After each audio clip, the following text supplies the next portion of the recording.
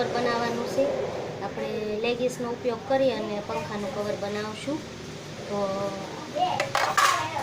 આ મેં લેગીસનો આપણે પાંયસાનો ભાગ આવે એ મેં કાપી નાખ્યો છે.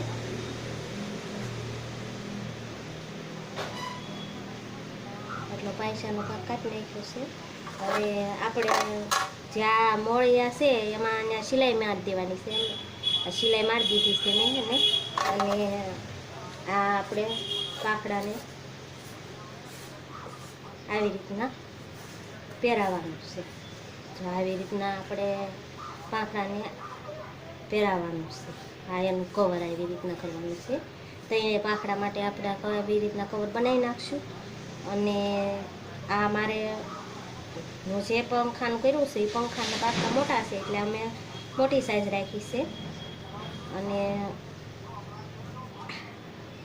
આવી રીતના એ પાંખડાનો આપણે શો આવે. તો તમારે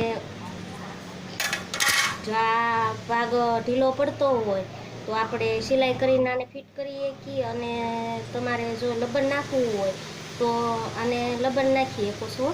મેં અત્યારે સિલાઈ જ કરી છે. આપણે ગોળ મોટી થાળી હોય એનું માપ લઈ અને આપણે આ ગોળ સર્કલ કાપી લેવાનું છે. આ ગોળ સર્કલ મેં કાપી દીધું છે.